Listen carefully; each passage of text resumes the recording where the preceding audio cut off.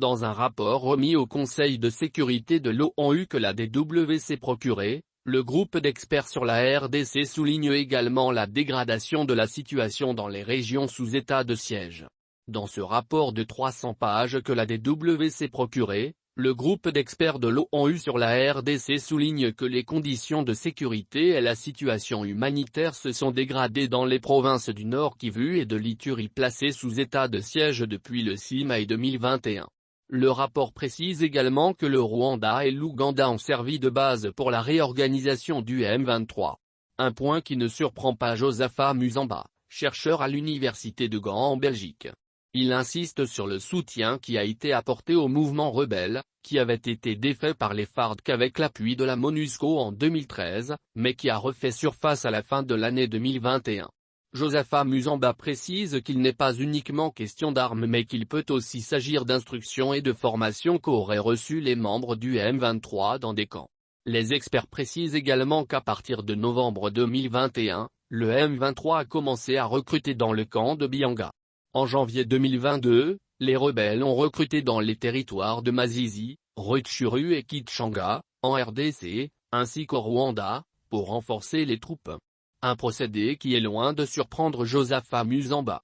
D'abord ce sont des messagers qui sont en contact avec le groupe, ils passent inaperçus parce qu'on ne les connaît pas.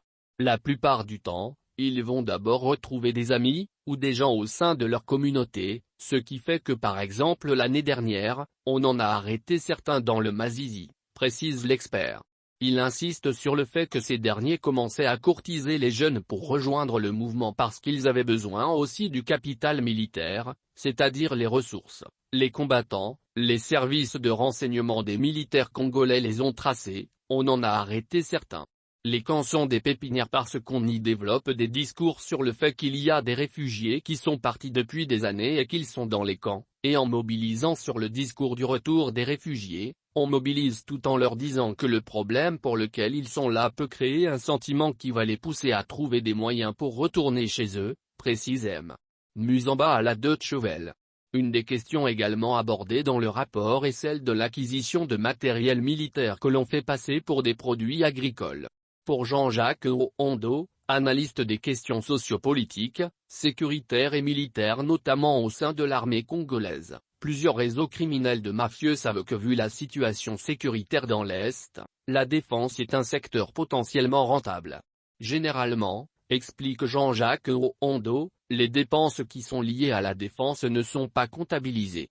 Et une autre raison consiste à dire qu'on essaye de passer ces produits ou matériels via les produits agricoles pour éviter le régime d'information du matériel militaire qui est acheté à la MONUSCO.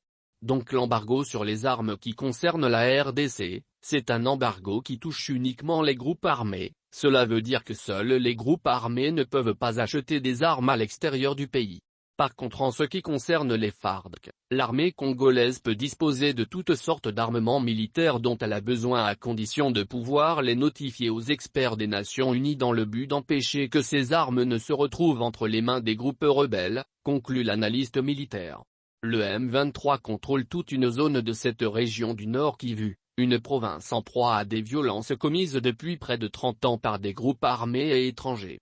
Depuis lundi 20.06.2022, le M23 occupe la cité de Bunagana, un important centre commercial situé à la frontière avec l'Ouganda. Les autorités ont accusé le Rwanda d'avoir soutenu militairement ce groupe rebelle lors de cette attaque. À noter également qu'au moins 8 civils, certaines sources parlent même de 13, ont été tués mardi par les rebelles de M23 dans les localités de Bikange et Ruvumu dans le territoire de Rutshuru, dans la province du Nord Kivu.